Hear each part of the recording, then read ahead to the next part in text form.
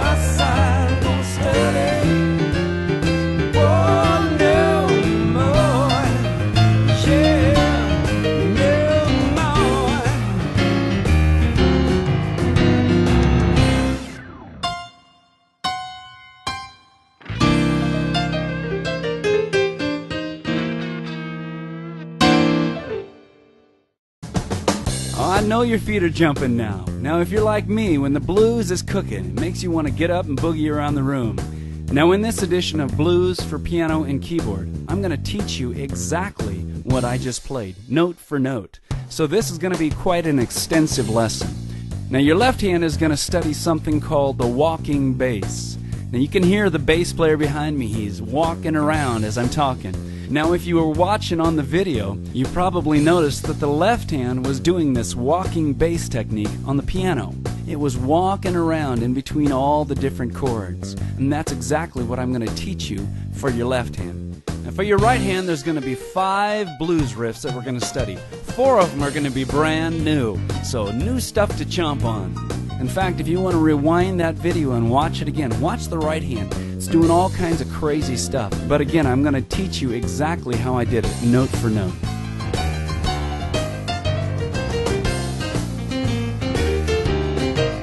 Ooh, that's a lot of stuff to learn, but you're going to really enjoy this lesson. Let's dig in. Now, the left hand has got a sad story. Everybody kind of neglects the left hand, especially in the keyboard world. I've heard so many students say, "Man, I don't know what to do with the left hand. It just kind of sits down there. Just seems kind of useless." But today I'm going to teach you something a little more. Because you see, in blues and gospel music, the left hand is so very important. It drives the music along. Now, in this course, I've taught you already a couple left hand licks. In the full version of this lesson, this is the spot where we go through and do a recap of the previous left-hand blues techniques. And then we introduce new left-hand techniques. Here's an excerpt of the video where we're looking at something brand new in the left hand. Now, the walking bass is a little different. It never stops. You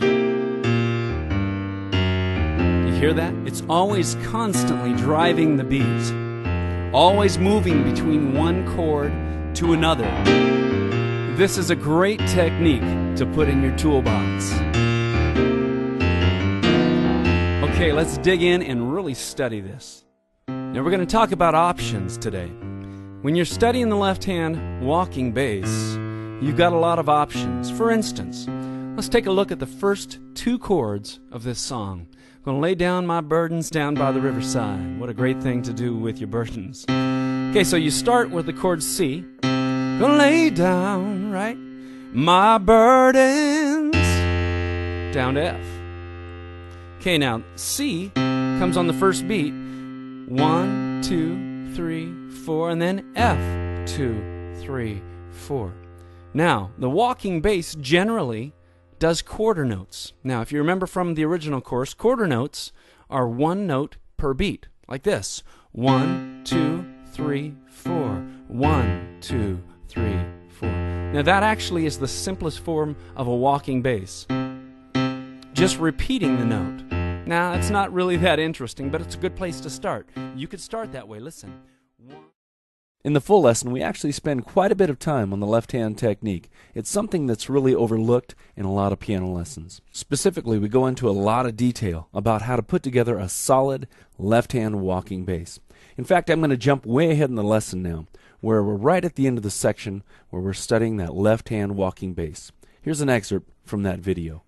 4, 1, 2, 3, 4, 1, right? They're just quarter notes on each beat. There's something going on, whether it's a chord tone or whether it's a dissonant passing tone leading somewhere. Man, this is a lot of great stuff you're learning. I want to throw you a little extra bone today. We're going to talk about something called a rhythmic kicker. Listen to this. Now, did you hear that little extra note right at the end of beat 4? I'm going to do it real slow. Listen. 1, 2, 3, 4, and 1. Did you hear that note? It kicked in just at the end of beat 4. 1, 2, 3, 4, and 1. Now what I'm doing is I'm throwing one of the notes from the line in right at the last half of beat 4. Now, although the left hand gets lots of attention in this lesson, I want to give you some video samples from that portion of the lesson where we're studying the right hand. In fact, we're going to look at 5 blues riffs. There's lots of material in here to study. In fact, we're getting a lot of technique as well as music theory. Like every one of our lessons, you'll be able to see each riff in detail, up close, in slow motion. Here's a sample of the video where we're looking at blues riff number 4. Riff number 4 isn't made up of a whole bunch of different notes. It's simply, in the context of C, it's the C triad. It's got some sliding going on, right? It's got a rhythmic kicker that keeps happening. And it keeps rocking back and forth between the triad and some passing tones, right? And if you just have your right hand, if you just sat down on a summer day and did this, you know, a monkey could do this. Now, to take a simple riff like that, where you're just rocking your hand back and forth, and catapult it into a fantastic rhythm and blues riff that's fun to listen to and a lot of fun to play, you've got to start shifting all the accents around. That's really what makes it come to life. This is super important. Let me show you what I mean. Now, this riff is based on what's called triplets. And just like a tricycle has 3 wheels, a triplet is made of 3 separate sections of the beat. And typically, kind of old school, you count it 1 and 2 and 3 and 4 and you see it on the screen there, and you can hear that I'm accenting the first part of each triplet. 1 and 2 and 3 and 4 and sounds like you're going to waltz Matilda around the room. It really doesn't have much to do with the blues. However, when you start throwing the accents around, it gets kind of crazy in your head, but it really makes for fantastic riffs. Now look on the right side of the screen. You can still see 4 beats.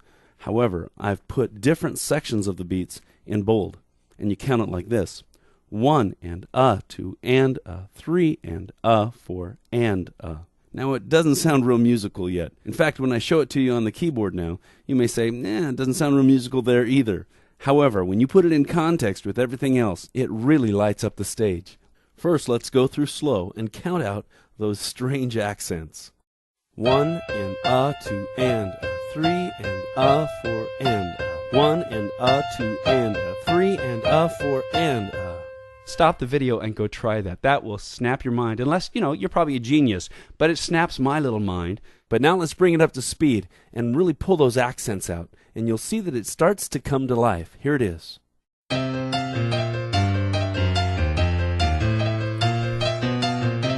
All right, it's starting to come to life. But now let's go a little further. Let's put it in context with the song that we're using in this lesson. Now, the tempo is really cooking. And if you look real carefully, you'll see that riff number 4 is immediately followed by a riff from back in chapter 8, the long, extended static riff. Let's take a look.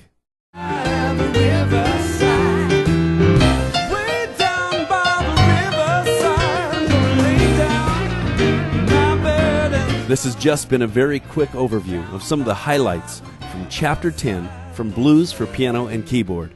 The complete version of this lesson is very detailed. In fact, we go through every chord, technique, and riff, note for note, in slow motion. If you'd like to see more, come on over to keyboardblues.com.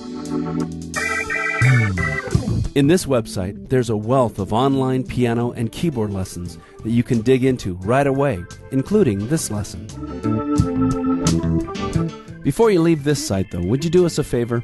If these lessons are valuable to you and you'd like to see more, would you just take a minute and leave a comment on the site that you're on right now? Or you can simply rate the video. Either way, it really helps us and enables us to post lessons just like this one, free of charge. Thanks!